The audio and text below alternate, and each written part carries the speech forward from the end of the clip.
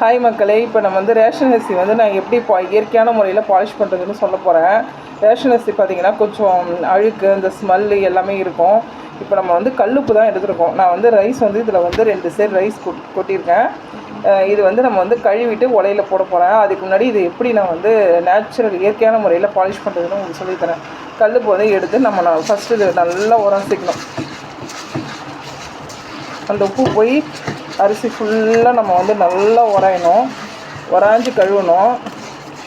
எந்த அளவுக்கு உராஞ்சி கழுவுறோமோ அந்தளவுக்கு அரிசி பார்த்திங்கன்னா உங்களுக்கு சாதம் வெள்ளை வெள்ளைன்னு சூப்பராக கடை அரிசி மாதிரியே வந்துடும். ரேஷன் அரிசின்னு சொன்னால் கூட நம்பவே மாட்டாங்க, அந்த மாதிரி ஆகிடும்.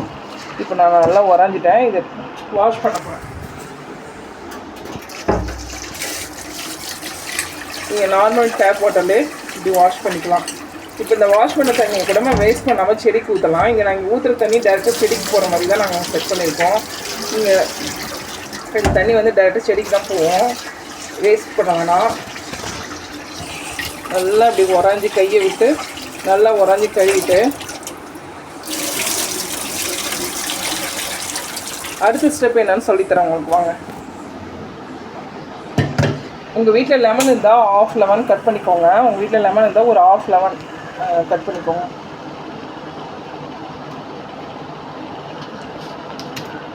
எங்கள் வீட்டில் பார்த்தீங்கன்னா எலுமிச்சைப்பழம் செடியே இருக்குது.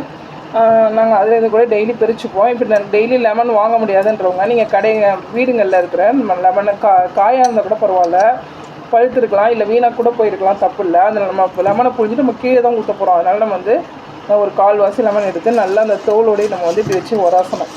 இந்த எலுமிச்சை பழத்தில் இருக்கிற இந்த சாறு போய் அரிசியில் இருக்கிற நம்ம அந்த அழுக்கு, அந்த மேலே இருக்கிற கோட்டிங்க, அந்த ஸ்மெல்லு எல்லாத்தையுமே நிற்கிடும்.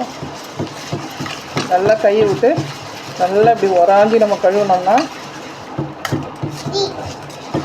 ரைஸில் இருக்கிற ஸ்மெல் ஃபுல்லாகவே உங்களுக்கு போயிடும். ஏற்கனவே நம்ம கல்லுப்பு போட்டு உராஞ்சிருக்கோம். இப்போ ரெண்டாவது வந்து லெமன் போட்டு உராஞ்சிச்சு. இதையும் நம்ம வந்து தண்ணி ஊற்றி நல்லா வாஷ் பண்ணிக்கலாம்.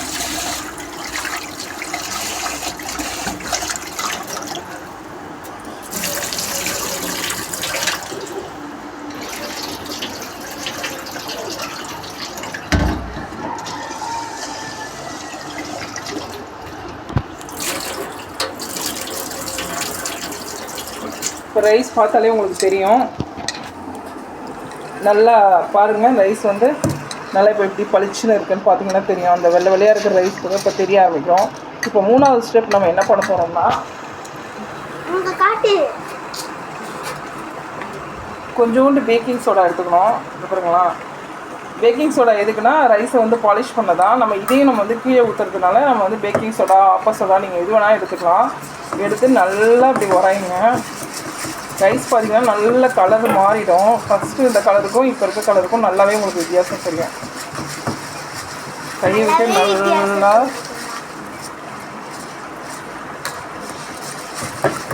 உரசி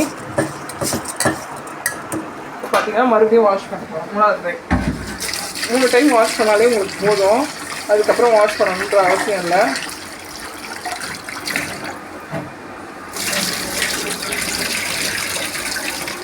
பார்த்தீங்கன்னா ரைஸ் வந்து நல்லா பளிச்சுன்னு உங்களுக்கு எவ்வளோ கலர் மாறி இருக்கு நீங்களே பாருங்கள். இப்போ இந்த ரைஸை வந்து இன்னும் ஒரு டைம் நான் வந்து வாஷ் பண்ணிக்கிறேன்.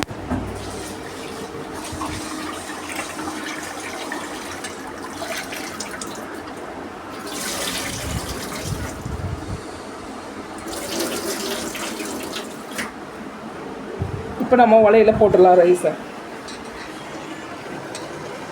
நீங்கள் வந்து யாருமே ரேஷன் ரைஸு சொன்னால் நம்பவே மாட்டாங்க. அந்தளவுக்கு ரைஸ் வந்து சூப்பராக இருக்கும் சாதம். தேங்க்யூ ஃப்ரெண்ட்ஸ், நீங்களும் இது மாதிரி ட்ரை பண்ணி பாருங்கள். தேங்க்யூ.